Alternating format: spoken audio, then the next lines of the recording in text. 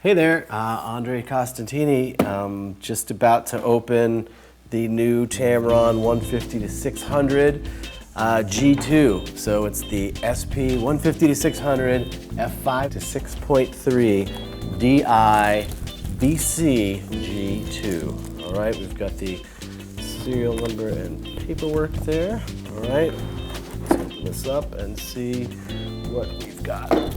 Let's see, we've got, comes with a case. We'll look at that a little bit later, but that's great.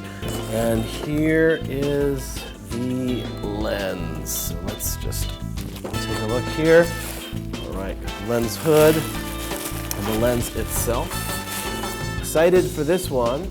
It's got better resolution from corner to corner, and it's optimized for use today with high megapixel cameras. Here it is. I'll take a quick look at that.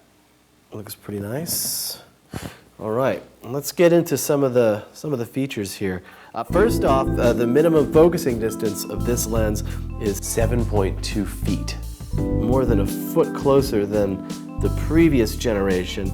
And at 600 millimeters, you will get 1 to 3.9 magnification, so just into macro spec. Here is the zoom lock switch. Basically at 150 millimeters, you lock it and the lens won't zoom at all. But Tamron has also integrated something else they call the flex zoom lock. And the way that works is that if you twist the lens at any point you want to lock it, you just pop the collar forward and then it just locks it right in position. So you can lock it anywhere. I know it's a feature that I've asked for and other photographers as well. A couple more switches on this one than some of the other Tamron lenses. Let's start over here with the VC. VC, there's actually 3 different modes on the lens. Mode 1 is the standard mode. It's a great balance between the stability of the viewfinder image and the stabilization effects. Then you've got mode 2, which is designed specifically for panning, and then mode 3, which prioritizes the stabilization of the actual captured image. So it's only going to stabilize it just when you depress the shutter. So when you're looking through it, it's not going to look stabilized, but it's going to give you the best possible stabilization, actually up to 4.5 stops, which is pretty unbelievable. After that, you've got the VC on and off switch. Most of the time you probably leave that on unless you're on a tripod for like a long exposure. Here's your autofocus manual if you wanted to have manual focus only.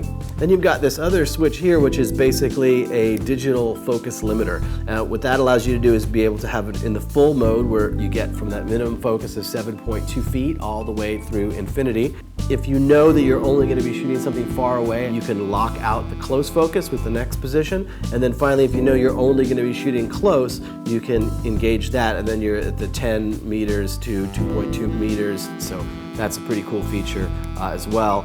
And that's actually also customizable with the optional tap-in console. Something else that I know that I've been asking for a while, and I'm so glad that they integrated here, is an Arca Swiss style mount. So if you're using a tripod with an Arca Swiss plate, literally you don't have to do anything except for mount this directly in. Of course, it's got this screw mount as well if you're using any other style of tripod, but as the Arca Swiss is pretty popular and a lot of you people out there are using it, it's really nice to know that you won't have to have any additional plates. You can just use this.